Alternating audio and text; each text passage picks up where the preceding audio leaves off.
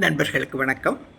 போன வீடியோவில் நம்ம தமிழ் தேசியம் அப்படிங்கிறதே இந்த சாதிய ஆணவத்தை இல்லை இந்த சாதிய ஆதிக்கத்தை மீள் உருவாக்கம் செய்வது தான் அப்படிங்கிறத நம்ம போட்டு உடச்சிருந்தோம். ஏன்னா ரொம்ப காலமாக இது பேசப்படாத ஒரு விஷயம். அதை நம்ம வெளிப்படுத்தி இருந்தோம். இது அந்த வீடியோவுக்கு அப்புறமா இந்த தமிழ் தேசியம் பேசுகிற நாம் தமிழர் கட்சியும் அவர்களுடைய கைக்கூலிகளும் ஏதோ நம்ம அடிமடியிலேயே கை வச்சிட்ட மாதிரி எல்லாரும் பதறி போய் பல வீடியோக்கள் போட்டிருக்கிறாங்க. அவங்க கைக்கூலி ஊடகத்தில் ஒன்று பறையர் சமூகத்தினுடைய இன்றைய நிலைக்கு காரணம் தெலுங்கர்கள், விஜயநகர பேரரசும் அந்த மதுரை நாயக்கர்களும் தான் அப்படின்னு ஒருத்தங்க போட்டிருக்கிறாங்க. இன்னொரு ஆள் குறிஞ்சாங்குளம் விவகாரத்தை அவங்க இன்னொரு வீடியோ சேனலில் பேசுகிறான். இன்னொரு ஆள் நமக்கு தெரிஞ்ச கீழ்வெண்மணியில் அதையும் பற்றி பேசியிருக்கிறாங்க.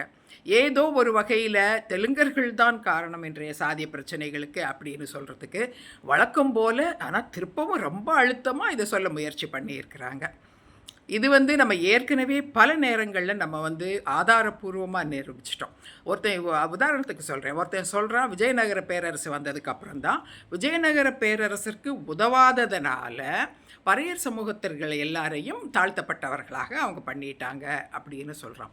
இது எவ்வளோ பெரிய அப்பட்டமான பொய்ங்கிறத நம்ம பல ஆதாரங்கள் மூலமாக நிரூபிச்சிருக்கிறோம். இப்போ சமீபத்துமாக நம்ம ஃபாகியான் சைனீஸ் அந்த சைனாவை சேர்ந்த அந்த பௌத்த துறவி இங்கே இந்தியாவுக்கு வந்திருந்தவர். எப்போ வந்திருக்கிறாரு? 1600 வருடங்களுக்கு முன்னால், கரெக்டாக சொல்கிறதுனா 1370க்கு மேலே அந்த பீரியடில் வந்தவர். அவர் தெளிவாக இந்தியா முழுக்க, முக்கியமாக தமிழ்நாட்டிலையும் இருந்த இந்த சாதிய பாகுபாட்டையும் தீண்டாமையையும், சில சாதிகள் ஊருக்கு வெளியே தனியாக பிரித்து வைக்கப்பட்டிருந்ததையும், அவர்கள் எப்படியெல்லாம் கொடுமையாக நடத்தப்பட்டார்கள்ங்கிறதையும் ரொம்ப தெளிவாக எழுதியிருக்கிறார். அதனால் 1600 வருஷத்துக்கு முன்னாலே இருக்க, அதாவது விஜயநகர பேரரசு வர்றதுக்கும் 1000 வருஷங்களுக்கு முன்னாலேயே இதுதான் தமிழ்நாட்டில் இருந்திருக்குது. அதுக்கப்புறம் நம்ம முன்னவே காசாகுடி செப்பேட்டில் பார்த்துருக்கோம். காசாகுடி செப்பேட்டில்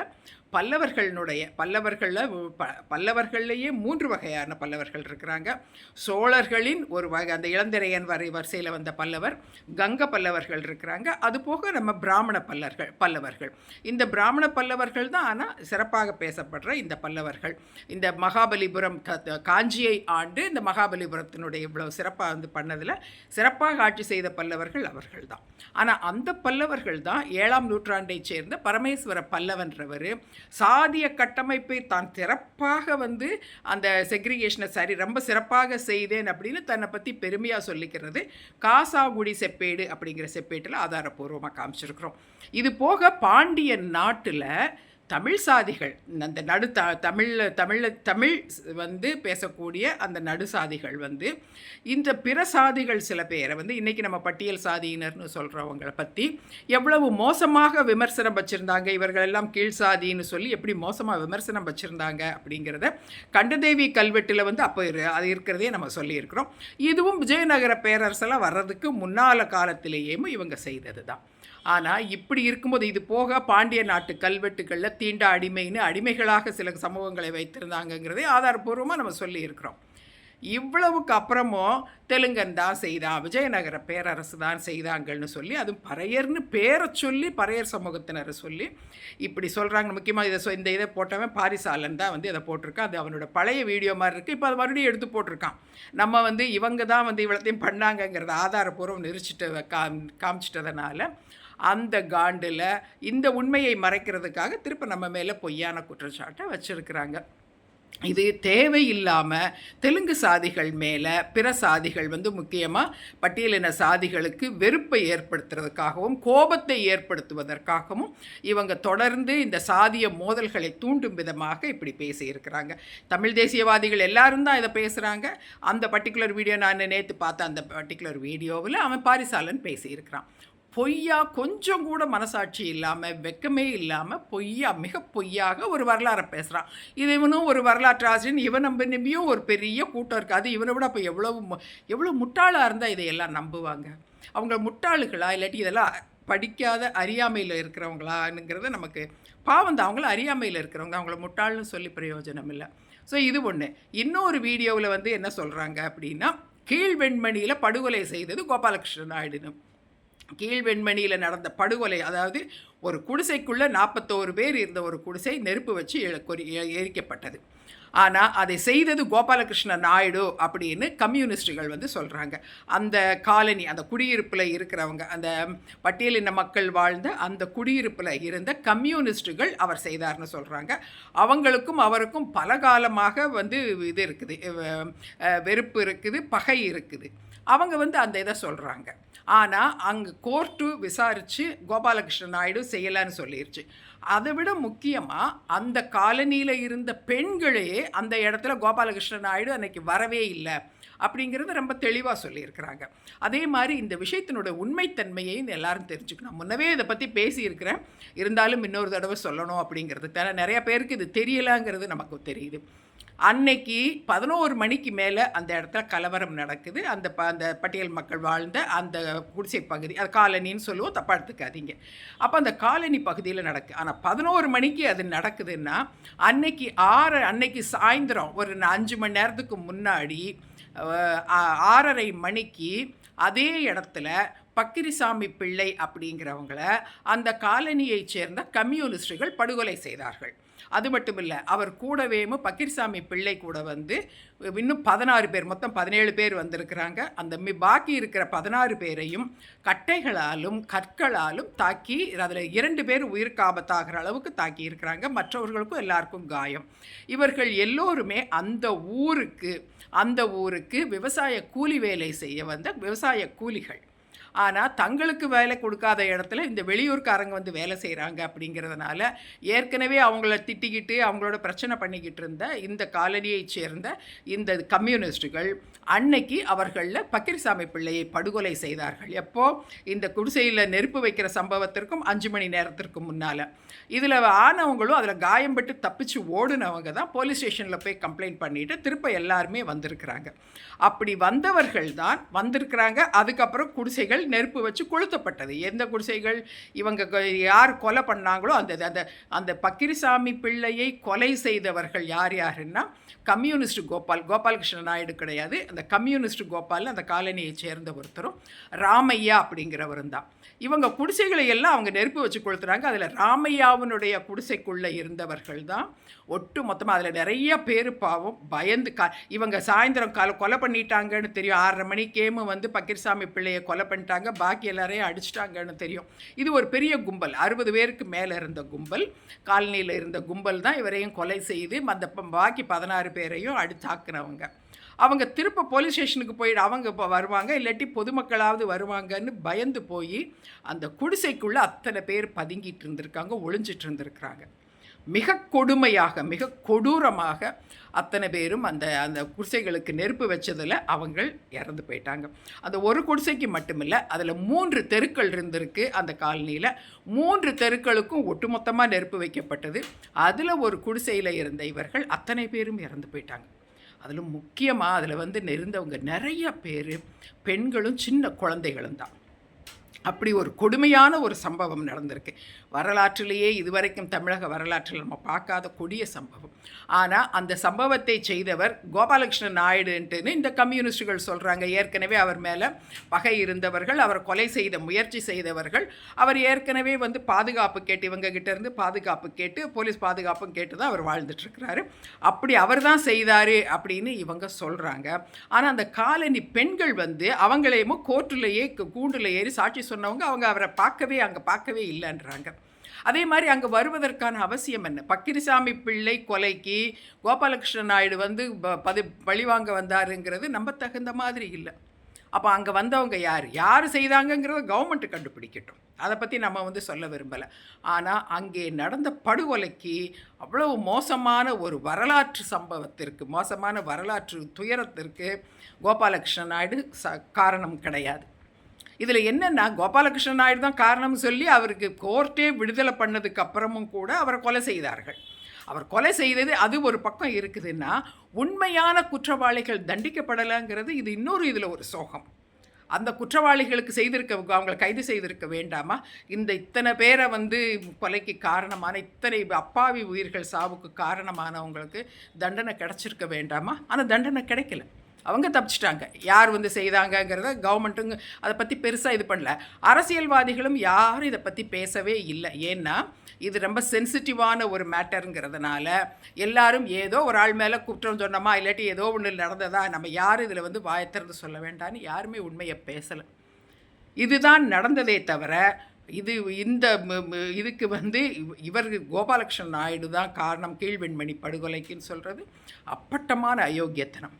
கம்யூனிஸ்டுகளே இப்போ தைரியமாக அதை பேசுகிறது கிடையாது. ஆனால் சில கம்யூனிஸ்டுகள் கொலை செஞ்சால் எல்லாமே சரியாக போயிடும், எல்லா பிரச்சனைக்கும் கொலை தான் காரணம்னு நினைக்கிற கம்யூனிஸ்ட் ஒரு குரூப் இருக்காங்க இல்லையா, அதை சேர்ந்தவங்க. முக்கியமாக இந்த தியாகுங்கிறவர், அவர் தான் வந்து இன்னும் பேசிகிட்டு இருக்கார். ஏன்னா அவர் இதே தமிழ் தேசியத்துக்கு பேசுகிறவர். யார்? இந்த தமிழ் தேசிய வெள்ளாளி ஆதரவாளர். இந்த வெள்ளாளி ஆதரவாளர்கள் ஏதோ ஒரு வகையில் தெலுங்கர்களுக்கு எதிராக செயல்படுறவங்க, இவங்க இதைத்தான் பேசிக்கிட்டு இருக்கிறாங்க. இது ஒன்று. இதே மாதிரி அங்கே குறிஞ்சாங்குளம் மேட்டரில் இப்போ சம்மந்தமே இல்லாமல் திருமாவளவன் அவர்களை சம்மந்தப்படுத்தி பேசிகிட்டு இருக்காங்க. அவர் ஏன் வரலாதுன்னு. குறிஞ்சாங்குளம் மேட்டர் அது நிலத்தகராறா, இல்லை சாதிய தகராறா, இல்லை வேறு தகராறா அப்படிங்கிறதுல இதில் இன்னும் வந்து யாருக்கும் தெளிவாக இது இல்லை. எங்களுக்கு தெரியும், ஆனால் அதை நான் சொல்ல விரும்பலை.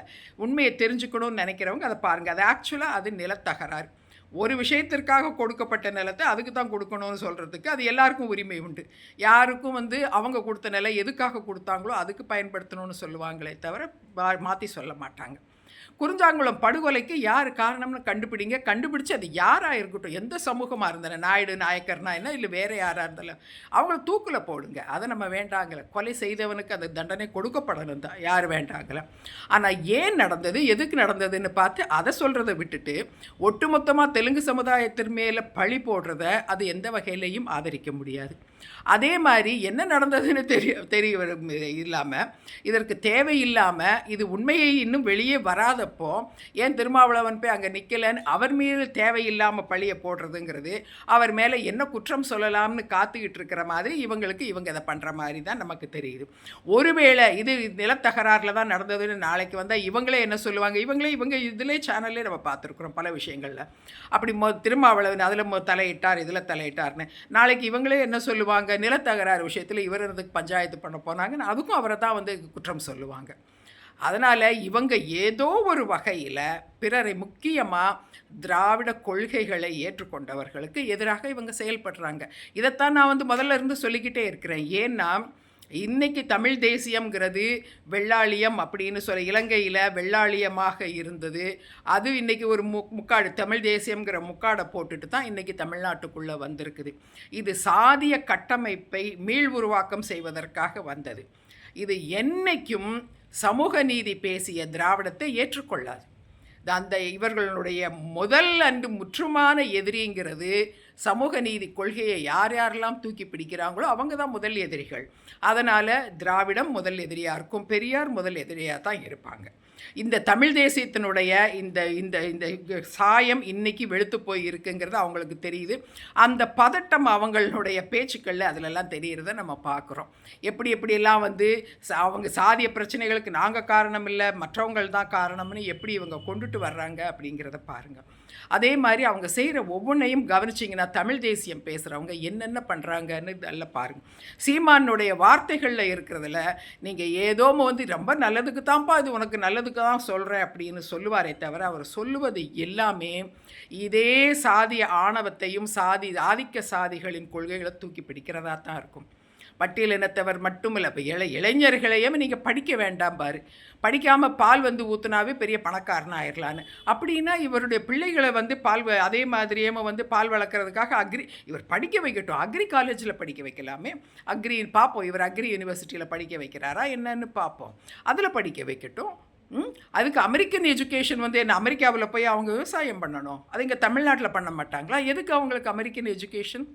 இவர் வந்து உண்மையிலேயே வந்து தமிழ்நாட்டு அரசியலில் இந்த ஆர்வம் உள்ளவரா, தமிழ்நாட்டு நலன்களில் ஆர்வம் உள்ளவரா?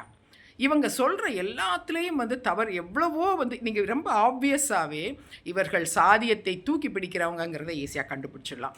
தூய வளவனார் கல்லூரிக்கு போகிறார் யார்? சீமான் போய் தூய வளவனார் கல்லூரியில் போய் பக்கத்தில் ஒரு பாதிரியாரையும் உட்கார வச்சுக்கிட்டு இவர் லெக்சர் கொடுக்குறாரு.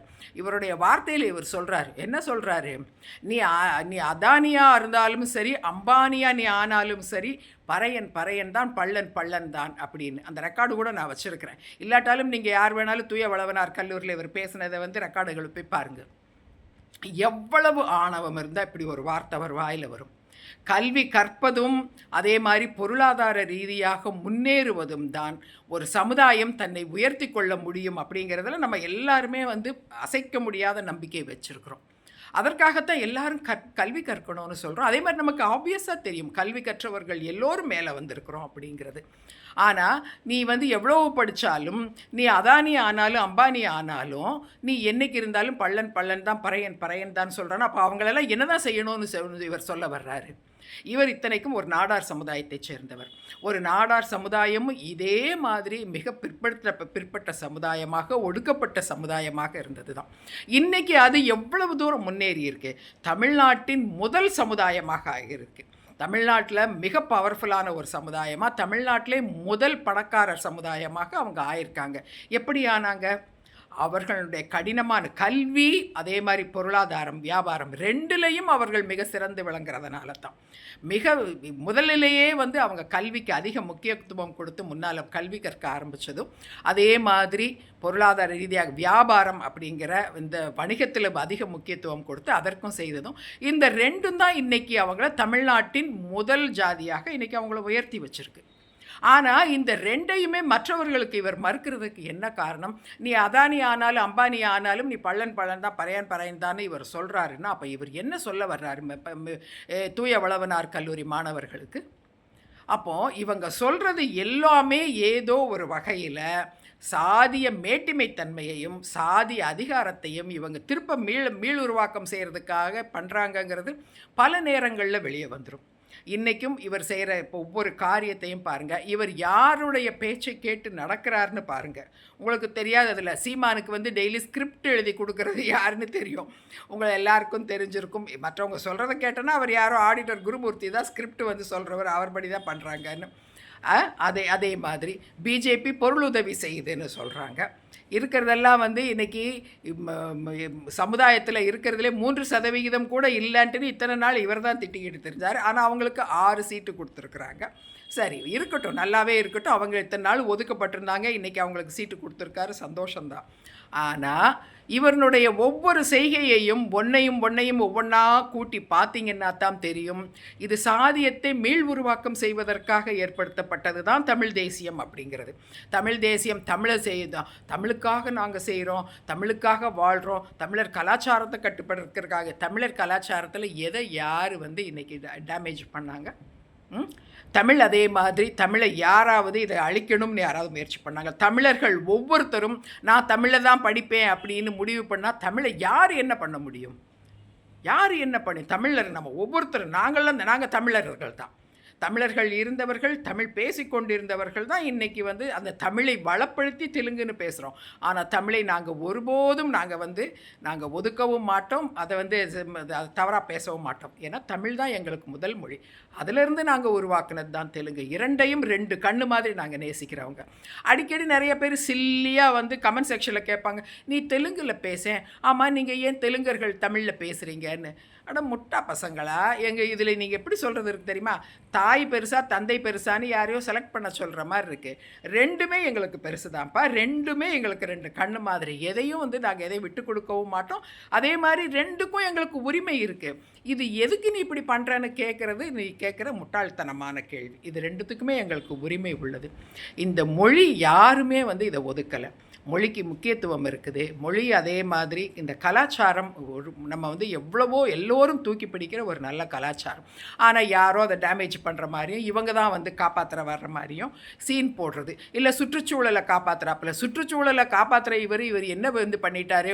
யார் இல்லை இதில் வந்து வனக்கொள்ளையனாக இருந்த வீரப்பனை வனக்காவலன்னு சொல்லி போட்டு வனக்காவலன் மகளுக்கு ஒரு சீட்டும் கொடுத்துருக்குறாரு. இவரா வனத்தை காப்பாற்ற போகிறாரு?